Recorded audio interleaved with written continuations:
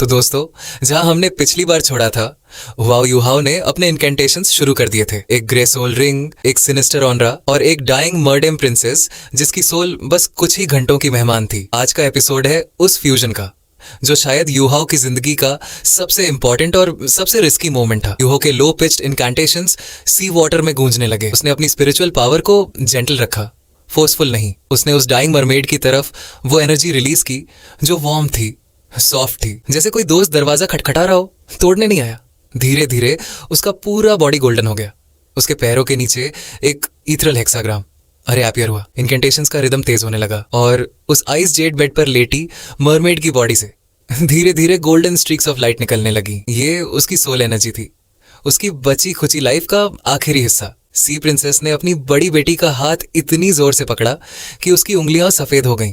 वो जानती थी अगर ये लाइट डिसिपेट हो गई तो उसकी बेटी हमेशा के लिए चली जाएगी। यूहाओ ने उस सोल एनर्जी को अपनी स्पिरिचुअल पावर से कंप्रेस किया, उसे एक ह्यूमनॉइड शेप में गैदर किया। धीरे धीरे वो मरमेड प्रिंसेस की सोल एक इमेज की तरह वहां फ्लोट करने लगी और फिर उस सोल ने अपनी आंखें खोली। दोस्तों, जो उन आंखों में था वो था pure terror, extreme fear, utter helplessness, सारी नेगेटिव इमोशंस एक साथ। उसने एक ह्यूमन देखा और उसके अंदर जो रिजेंटमेंट थी, जो पेन थी, उसने उसे इमीडिएटली रेजिस्ट करना शुरू कर दिया। तांग वुतोंग का दिल डूब गया।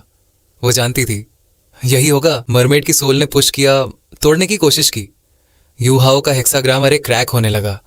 इतनी powerful soul even in fragments इतनी स्ट्रांग थी कि यूहाओ हिल गया, लेकिन उसने इनकेंटेशंस नहीं रोके। वो होल्ड ऑन करता रहा। फिर वो हुआ जिससे सबकी सांसें रुक गईं। यूहाओ के मुंह से, नाक से, कानों से खून बहने लगा। वो फाइट नहीं कर रहा था, वो समझाने की कोशिश कर रहा था, लेकिन उस मरमेड की सोल को ट्रस्ट ही नहीं था। उसके लिए हर ह्यूमन एक एनिमी था। हर ह्यूमन वो था जिसने उसे चेन्स में बांधा था, जिसने उसे टॉर्चर किया था। और यूहाओ के पास कोई जवाब नहीं था उसके दर्द का। तांग वुतोंग के हाथ मुट्ठियों में बंद हो गए। सी प्रिंसेस रोने लगी, लेकिन कोई कुछ नहीं कर सकता था। ये एक स्पिरिचुअल इंटरेक्शन था, बाहर से कोई इंटरफेयर नहीं कर सकता। यूहाओ का स्पिरिचुअल सी क्रैक होने लगा। वो अंदर से जानता था अगर उसने अभी नहीं रोका तो उसके बाकी पांचों स्पिरिट्स भी हर्ट होंगे। उसे गिव अप करना होगा। उसने एक बिटर स्माइल के साथ डिसाइड किया, एक लास्ट ट्राई। कॉन्ट्रैक्ट के पीक पर उनकी सोल्स इंटरेक्ट करेंगी। अगर उस एक मोमेंट में मरमेड की इमोशंस में कोई चेंज नहीं आया तो वो छोड़ देगा। उनकी सोल्स टच हुई और जैसा एक्सपेक्टेड था, मरमेड की सोल इंस्टेंटली जंप कर गई, जैसे उसे इलेक्ट्रिक शॉक लगा हो। बस यही था। यूहाओ ने हार मान ली, लेकिन ठीक उसी मोमेंट में कुछ हुआ। मरमेड की सोल रुक गई। वो अटैक करना बंद हो गई। वो ब्रेक फ्री करने की कोशिश करना बंद हो गई। वो बस यूहाओ को देखने लगी और फिर यूहाओ के अपने सोल के अंदर से एक व्हाइट लाइट निकली। ये उसके कंट्रोल में नहीं थी, ये उसकी नहीं थी। वो व्हाइट लाइट सेपरेट हो गई, एक्सपैंड हुई और एक इमेज में ट्रांसफॉर्म हो गई जो एग्जैक्टली उस मरमेड जैसी दिखती थी। और जैसे ही वो व्हाइट लाइट मरमेड की सोल पर लैंड हुई, सब कुछ बदल गया। उसकी आंखों से फियर गायब हो गया। उसकी सोल सेटल हो गई। उसने यूहाओ को देखा और उसकी नज़र में थी जेंटलनेस, ग्रैटिट्यूड और एक क्वाइट साई, जैसे उसे पता चल गया हो कि ये इंसान दुश्मन नहीं है। सी प्रिंसेस ने एक शार्प ब्रेथ ली और कहा, ये मरफोक्स ब्लेसिंग है। तांग वुतोंग ने पूछा, ये क्या होता है? सी प्रिंसेस ने बताया कि हर मरमेड को एक बार ब्लेसिंग देने का चांस मिलता है। जिसे वो ब्लेसिंग देती है उसे हमेशा के लिए मरफोक का फ्रेंड माना जाता है, और अगर वो अपनी स्पीशीज में से किसी को दे तो उसका मतलब होता है डीप लव। तांग वुतोंग को अचानक याद आया। उसने कहा, मुझे लगता है मैं समझ गई। जब हमने उस evil soul master myriad soul दूलवो को किल किया था तो उसके पास एक मरमेड अवेंजिंग स्पिरिट थी। यूहाओ ने उसे प्यूरिफाई किया था और जाते जाते उस अवेंजिंग स्पिरिट ने एक व्हाइट लाइट यूहाओ के बॉडी पर छोड़ी थी। वो व्हाइट लाइट यही थी, वो ब्लेसिंग थी। उस मरमेड प्रिंसेस ने अपनी आखिरी मोमेंट में, जब उसे रियलाइज हुआ कि किसने उसे फ्री किया, तो उसने यूहाओ को अपनी ब्लेसिंग दे दी थी। सी प्रिंसेस के आंसू फिर बहने लगे, लेकिन इस बार वो गोल्डन नहीं थे, वो क्लियर व्हाइट पर्ल्स थे, गिल्ट के भी और रिलीफ के भी। और फिर वो फ्यूजन कंप्लीट हुआ। गोल्डन लाइट ने यूहाओ और उस मरमेड को रैप कर लिया। कोई रेजिस्टेंस नहीं, कोई स्ट्रगल नहीं, स्मूथ, पीसफुल और ब्यूटीफुल, जैसे दो सोल्स जो पहले से ही एक दूसरे को जानती थी फाइनली मिल गई हो। और उस फ्यूजन का इफेक्ट था एक्स्ट्रॉर्डिनरी। यूहाओ का स्पिरिचुअल सी जो पहले क्रैक था वो हील हो गया, बल्कि वो एक्सपैंड होने लगा रैपिड स्पीड से। उसका सोल कोर जो डिम गोल्ड था वो ब्राइट गोल्ड हो गया। उसका पूरा स्पिरिचुअल सी 1/3 से ज्यादा बढ़ गया। पानी जो विस्कस था वो कंप्लीटली सॉलिड हो गया, डेंस हो गया। उसकी स्पिरिचुअल पावर इतनी एक्सपैंड हुई कि वो समुद्र की सरफेस तक पहुंच गई। उसने पूरे अंडर वाटर पैलेस को सेंस कर लिया। ये था उसका पहला प्योर स्पिरिचुअल टाइप स्पिरिट, और उसका इफेक्ट था बियॉन्ड एनीथिंग उसने इमेजिन किया था। मरमेड की बॉडी गोल्डन लाइट में डिसॉल्व होने लगी, स्पॉट्स ऑफ लाइट बनते गए, और फिर वो युहाओ के शोल्डर पर आकर बैठ गई, छोटी सी, गोल्डन, शांत। लेकिन उसने एक आखिरी काम किया। उसने अपनी बॉडी से निकले गोल्डन लाइट्स को अपनी बड़ी बहन लीजिंग की तरफ रिलीज किया, और जैसे ही वो लाइट्स लीजिंग पर लैंड हुई, उसका सिल्वर क्राउन गोल्डन हो गया, उसकी सिल्वर टेल गोल्डन हो गई। वो अपनी एल्डर सिस्टर को अपना लाइनेज दे रही थी। मरफोक की गोल्डन ब्लड लाइन जो उसके पास थी, वो अब लीजिंग की थी, ताकि वो अगली प्रिंसेस ऑफ द सी बन सके। यही था उसका आखिरी गिफ्ट, अपनी फैमिली के लिए, अपने ओशन के लिए। सी प्रिंसेस और लीजिंग दोनों रो रहे थे, लेकिन इस बार वो टीयर्स ग्रीफ के नहीं थे, वो एक्सेप्टेंस के थे, ग्रैटिट्यूड के थे। युहाओ ने उन्हें बताया कि फ्यूजन सक्सेसफुल रही। उसने उस मरमेड की मेमोरीज से जाना कि उसका नाम था लिया और उसकी बड़ी बहन लीजिंग। फिर युहाओ मेडिटेशन में बैठ गया।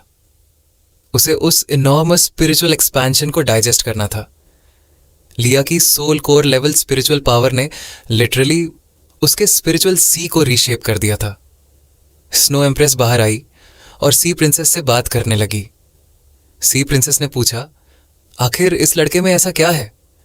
तुम जैसी पावरफुल सोल बीस्ट क्यों उसकी स्पिरिट बनी?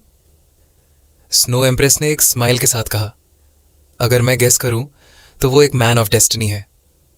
और फिर उसने स्काई ड्रीम आइस वर्म को इंट्रोड्यूस करवाया, जो इस कॉन्टिनेंट का एकमात्र मिलियन ईयर सोल बीस्ट था। सी प्रिंसेस लिटरली स्टन्ड रह गई। स्काई ड्रीम ने अपनी पूरी स्टोरी सुनाई, कैसे वो युहाओ का फर्स्ट सोल रिंग बना, कैसे आइस एम्प्रेस उसकी स्पिरिट बनी, कैसे ये सब फेट का हिस्सा था। और स्नो एम्प्रेस ने कहा कि जो गोल युहाओ ने स्काई ड्रीम से प्रॉमिस किया था, अगर वो उसे फुलफिल कर पाया तो वो सब इस वर्ल्ड की लिमिटेशन से फ्री हो जाएंगे। सी प्रिंसेस के मन में एक फ्लिकर आया। उसने सोचा क्या वो भी, लेकिन उसने उस थॉट को रोका। उसकी अभी 6 लाख साल की कल्टीवेशन थी, उसके पास अभी बहुत टाइम था, और उसके ओशियन को उसकी ज़रूरत थी। ये ड्रीम था, और वो इस मोमेंट में उस ड्रीम को चेज नहीं कर सकती थी। फिर सबकी नज़र टांग वतोंग पर गई। सी प्रिंसेस ने पूछा, और तुम, सी गॉड से तुम्हारा क्या रिश्ता है? टांग वतोंग ने सिंपली कहा, मेरा लास्ट सोल स्किल है, descend of the sea god. Sea princess कांप गई। आइस एम्प्रेस और स्नो एम्प्रेस ने एक दूसरे को देखा। दोनों की आंखों में था प्योर एस्टॉनिशमेंट। कौन सी सोल बीस्ट, कौन सा स्पिरिट इंसान को ऐसी सोल स्किल दे सकता है? ये वो सोल रिंग था जिसने उन सबको फ्रीज कर दिया था, जिसने सी प्रिंसेस की 6 लाख साल की मर्डरसनेस को एक सेकंड में खत्म कर दिया था। टांग वुतोंग ने कोई एक्सप्लेनेशन नहीं दी। सी प्रिंसेस ने डीप बो किया और टांग वुतोंग ने बो रिटर्न किया। कुछ सीक्रेट्स आंसर्स मांगते नहीं, वो बस फील किए जाते हैं। लेकिन दोस्तों, जब ये सब अंडर वाटर पैलेस में हो रहा था, उसी टाइम पर सन मून एम्पायर में एक बड़ा तूफान उठ रहा था। एम्परर शू तियानरान अपने थ्रोन पर बैठा था और उसकी आंखों में था प्योर किलिंग इंटेंट। सैकड़ों ऑफिशियल्स उसके सामने घुटनों पर थे। पूरे पैलेस में इतना टेंशन था कि कोई जोर से सांस भी नहीं ले रहा था।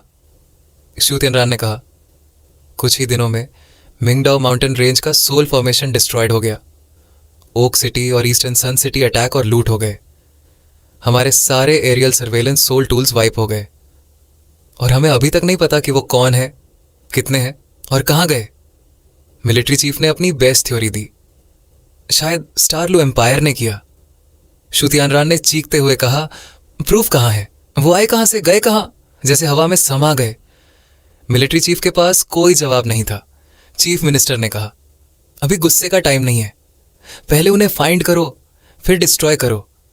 शू तियानरान ने बिटर लाफ के साथ एडमिट किया कि उसके पास रिसोर्सेज नहीं थे। सारे मेन सोल इंजीनियर लीजेंस वॉर में थे, अंदर से एम्पायर खाली थी।